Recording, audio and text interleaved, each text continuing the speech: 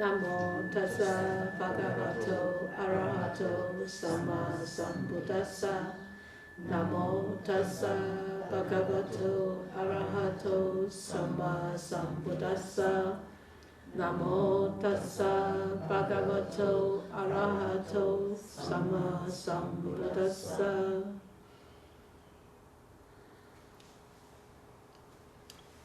I was going to start off with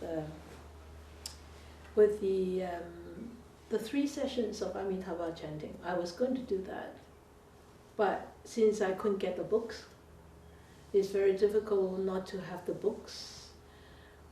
The books are coming, and we were expecting a couple of new people today, but they did not show up. But anyway, it doesn't matter. So I thought, well, with a few new people here, maybe they really don't have a clue what the Buddha teachings are about. So I wanted to start it on something that, like something that you talked about, or like the ceremony that we do, so that you know what's going on with the ceremony, right? But since with the new people doing that ceremony and doing the Amitabha Sutra is really just too much for them. Really, it's just like too confusing, because the Amitabha Sutra is the Mahayana teaching, and it's actually it is a very deep teaching, and it's really not easily graspable. Okay, so I thought I was thinking maybe we should start on this. In the Buddha's words. I don't know how many of you were with us in 2011. Nobody? Okay, nobody. Okay, so good. Good. Then I can start off with this. Why I would like to start off with this book is because in the Buddha's words, which was compiled by Bhikkhu Bodhi. Bhikkhu Bodhi is an American monk who was ordained in Thailand in the 70s, when he was, I think, 27 or 28 year old. So and then he is fluent in Pali, and he actually was in Thailand for a long time, until maybe, I can't remember how many years ago that he went back to New York. Must have been more than 10 years now.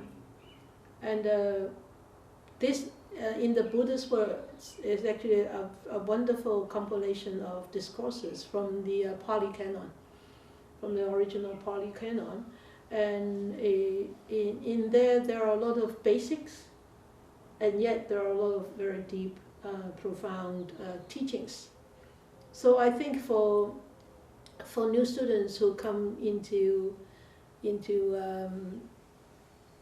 taking teachings and wanting to find interesting in learning more about the Buddhist teachings, this is just great. And for seasoned meditators like you, and I think this is also great. So I thought I would just take some time. I know that on Saturday morning, every other Saturday morning, you do study this book. But your self-study is very different from teachings. Sometimes in the self-study group, you tend to drift away in idle conversation, which actually doesn't have anything to do with this. So that's why I thought, anybody who comes in, even come in for 1 day or 2 days, if they don't know anything about the Buddhist teachings, I'm sure with this book they will probably understand more. Of course, with advanced technology, we don't really need to go to school. The evangelist schools are not for teachings anymore, not for teaching these kind of knowledges. It's for teaching for mental health, mental well-being, mental development. But coming like a community like this to study and to listen to the teachings is very different from really reading the book at home. I think you probably would agree with me after the Lotus Sutra. I got that, Laurie. Thank you. So I thought, even though I'm not very fluent in this Pali Canon, but this is one of my favorite Pali Canons. So I thought it would be nice to actually go on to study this book. So we just have a few copies. If you would like to have copies, I think you need to order it online yourself, or you can actually get one, buy one from us. We only have a few copies. We don't lend it out anymore because we need to keep them here. So tonight we don't need to look at this book, but I just want to introduce you to this book. Okay? So tonight, because I was expecting some new people, so tonight I'm just going to give a general overview of who is the Buddha. This is general, this is new, this is simple, this is great. So who is the Buddha? So this is actually, the whole book is about the Buddha and his teachings. If you glance over it from the index, you actually is divided into 10 chapters. And I remember last time I actually went through this whole book. I actually ended up in just a little bit on chapter 9. I did not talk about the planes of realization and Nibbana, because there's nothing to talk about with Nibbana. It's something to be attained. So I think we will try as much as we can to go through this book. And it is actually, the first one is the human condition.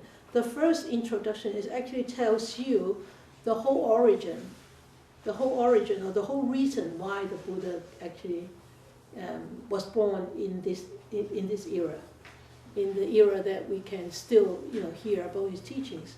This because of the human condition. And then the second chapter is called the Bringer of Light, and then approaching the Dhamma, and then the way to a fortunate rebirth, and mastering the mind, shining the light of wisdom, and then the planes of realization. So you can see, or deepening, the sixth one is deepening one's perspective on the world. You can see this is a progressive study. This book is a progressive study. If you learn thoroughly about this book and keep this book by your side and constantly read it and contemplate and understand and use the knowledges, then this is already sufficient for this whole lifetime to study. You don't need to spend too much money to buy too many books, because you will never be able to read every page of all the new book that you buy. I was looking for my notes, and I look at some of the books I haven't opened yet. I have so many books that I just read through it very fast. I don't really understand, so I strongly recommend all of you to really get one copy of this book and keep that to you. Keep that as close as possible to study. Okay, so we look at who is the Buddha. The Buddha we could call, nowadays people call him Buddha. In the old days, his original name is Gautama. Okay, so Gautama, he was a saint, he was a sage, he was a Buddha in the old days until nowadays. But actually, what he was is he was holding the CEO at a spiritual office. He was the CEO at a spiritual office, and actually he attained this state of Buddhahood when he was how old? 35. 35, good. So from a classical point of view, the word Buddha actually has a wider meaning, a wider significance than just the little title of a historical person who has attained, or historical figure. He actually, the word Buddha, you can actually see, it means this type of person who have been through time achieved certain spiritual enlightenment, and that certain spiritual enlightenment is the ultimate spiritual enlightenment. So when compared to our worldly existence right now, right here, so the Buddha, you could compare him to the Prime Minister. If you want to call, that doesn't, you don't agree with that? No. Yeah, I can see that. Well, I did not say Canadian Prime Minister. Oh.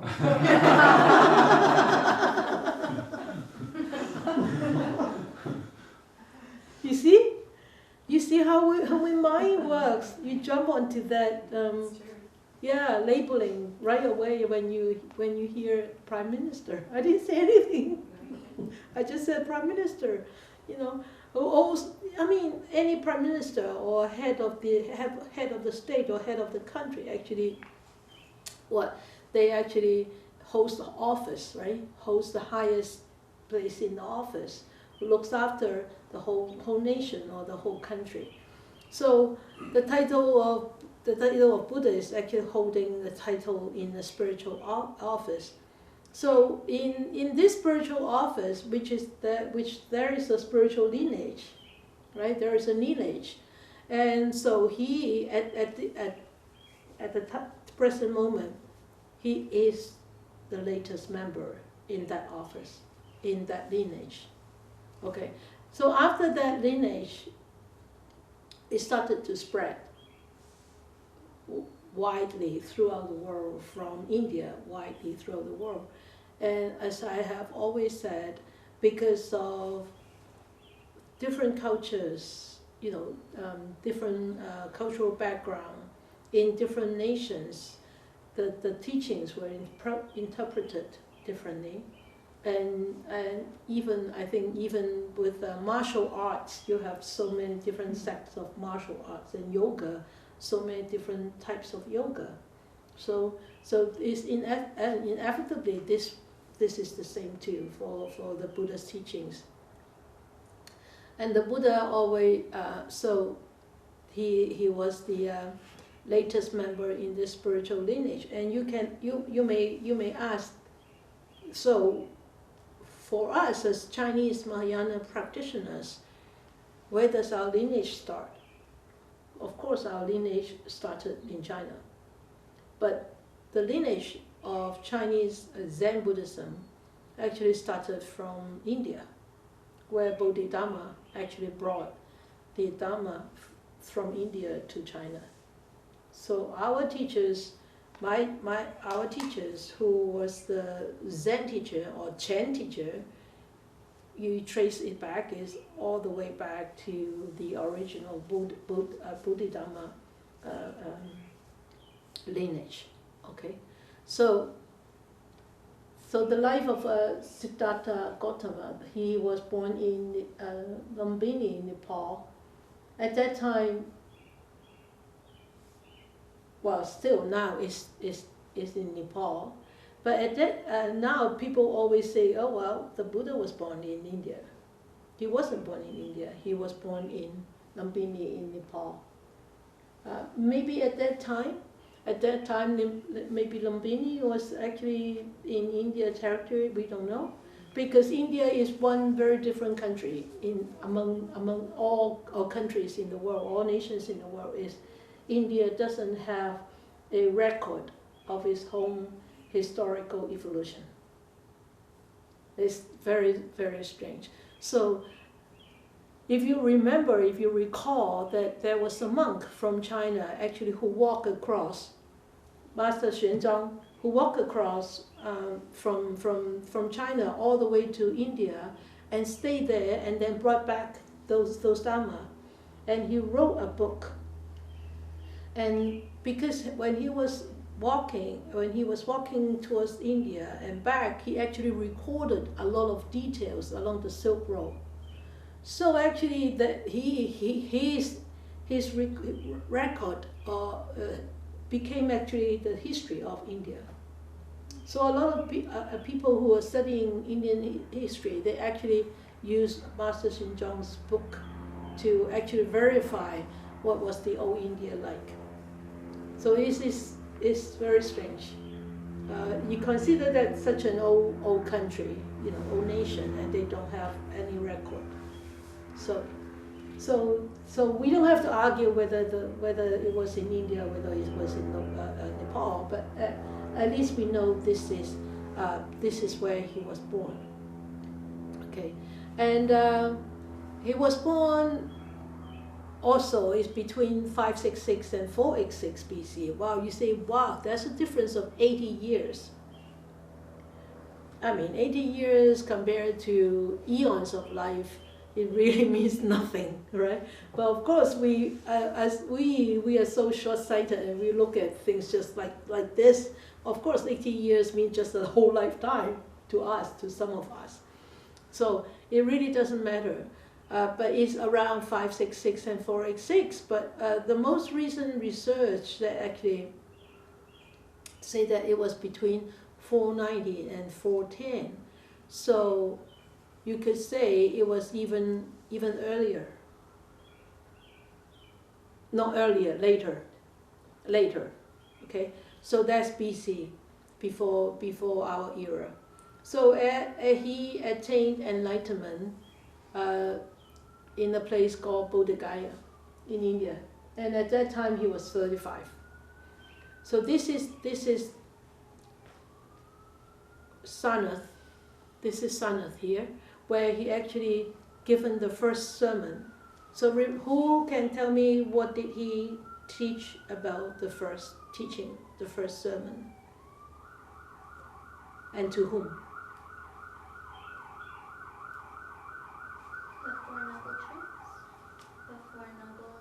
Yeah, the Four Noble Truths. To whom? To the five friends. Yeah, to the five friends. Good. So, and then at 80, that means he actually taught for 45 years. Since 35, he started to teach. And at 80, he passed away in Kushinaga. And some translation said is Kushinara, but I'm using the up-to-date modern names is Kushinaga. So this is Lumbini. So he was born into this tribe of Sakya. That's why our last name is Sik, S-I-K. Now you understand, right? Right. So that's of course that those who are like Yanxi,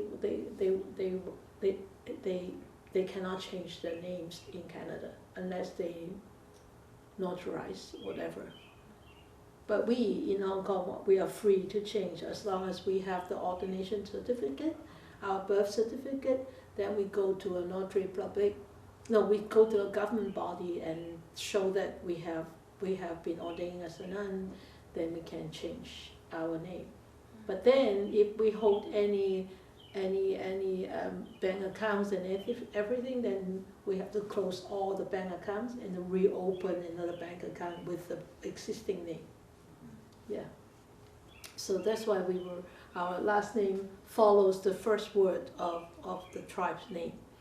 So he was born in there, in Lumbini, and his father, everybody said his father was the king. But mind you, we have to really understand the history of India at that time. India was divided into many, many little kingdoms.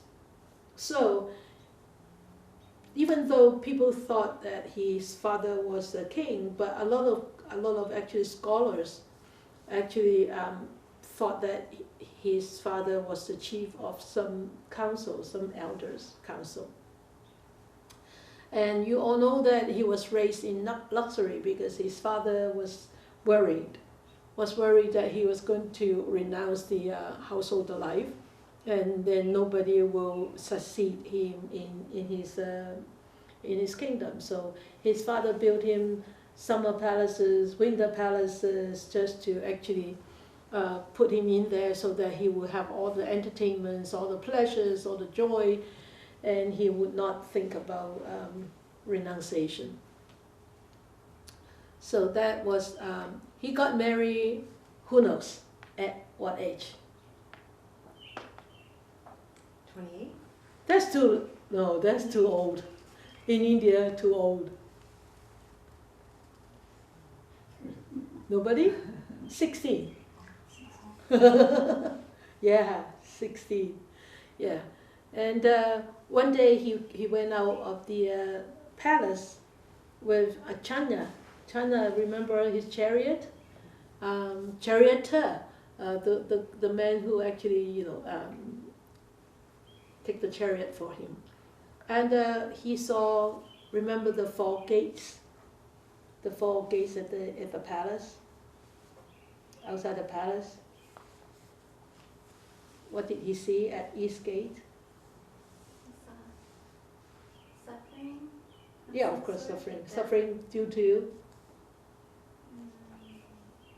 Dying, death? No, that's the sickness or poverty, wasn't it? Sick and old. old age, yeah. Oh. Old age at East Gate. Okay. At East Gate. So remember, it always comes from east, south, west, north. Okay, it starts from east. So you won't forget.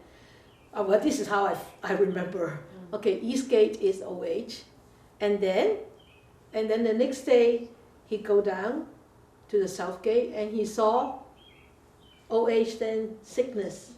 Okay, and then at the West Gate he saw death. Yeah, and then at the North Gate, what did he see? No, a recluse, a very a gracious-looking recluse. I thought, oh, this recluse was very different from those I've seen in the past couple of days through West Gate, South Gate, and East Gate. So what is East Gate again? Old age.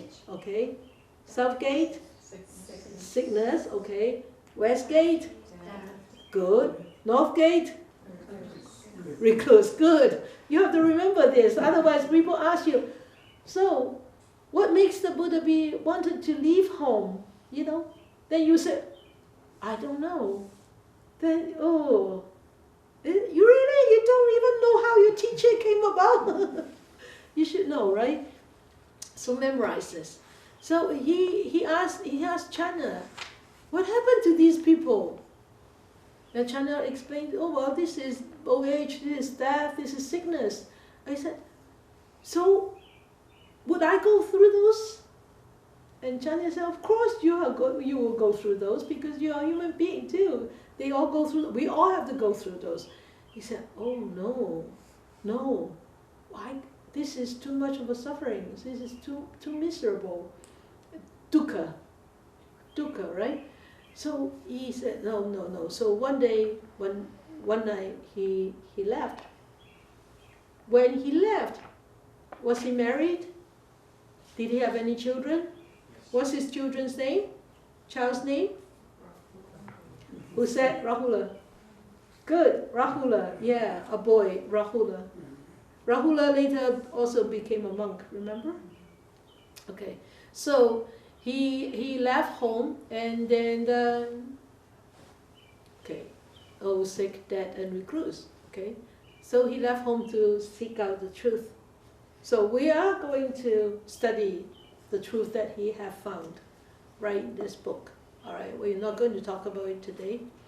So, but in the first few years, he actually spent a lot of times in the mountain doing asceticism.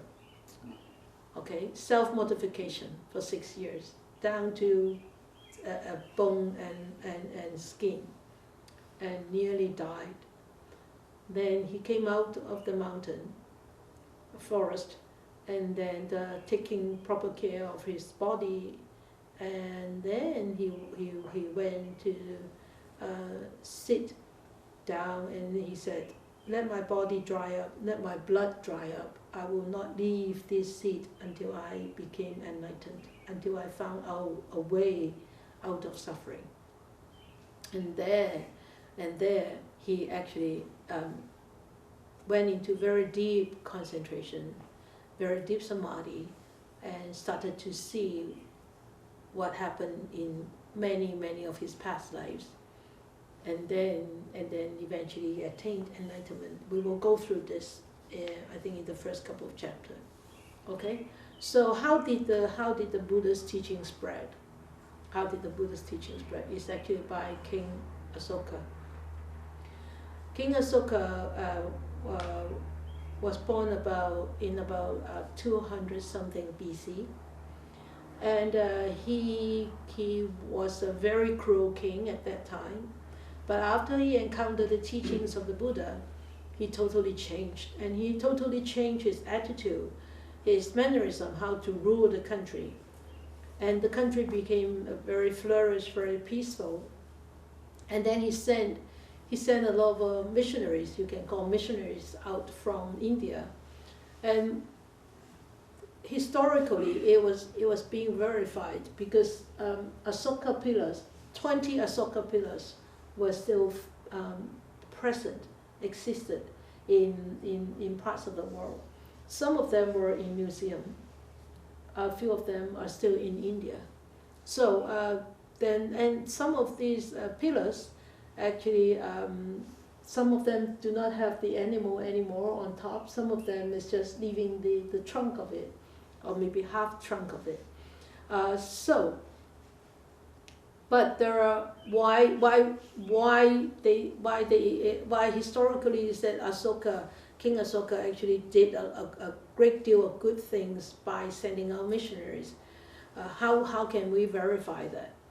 Since India did not have a record of paper record of history, but just because of Ahsoka Pillars. A lot of Ahsoka Pillars had inscriptions on them, and the inscriptions actually just describe how actually he changed himself, and how what kind of efforts he put into to spread the teachings of the Buddha, and his moral and his religious precepts. A lot of them were inscribed on different pillars. And at that time, he actually ran some very wholesome social and animal programs. That's why most of the pillars, they use animals on the top. And so these pillars were actually done by Ahsoka, King Ahsoka. Okay, so if you go on the website and look for Ahsoka Pillars, you will see many pillars all around the continent. So there are a few important sites that we need to know. I have all this funny language in my computer. I think probably because it was hacked. Okay, so Sanath is where he actually gave the first teaching. Kushanagga, when he passed away. Bodhigaya, when he first attained enlightenment. Lumbini is when he was born. So these 4 sites are called the noble, precious sites, where a lot of modern days, a lot of people go for pilgrimage. And now this kind of this pilgrimage, pilgrimage sites. They are very busy, very crowded. And the busiest time is actually between November to March and April, because that's the best season in India and Nepal. No rain. After April, around May, starting May to September, is called rainy season, and it rains a lot, and it's very humid. So people like to travel in the winter. Okay, so at Bodhigaya, where he actually attained enlightenment, this is the old This is the old Mahabodhi monastery, and it's all sort of like a ruins. This was, of course, this wasn't built during his time. It was built later on. And it didn't say when it was originally built, but I believe it probably was built by Ahsoka or somebody after him. But this is where he actually attained enlightenment, right here. And right here he meditated for 49 days without leaving his seat. We can't even meditate for 49 hours, continuously, let alone 49 days. You can see this wise man has so much determination and perseverance in him.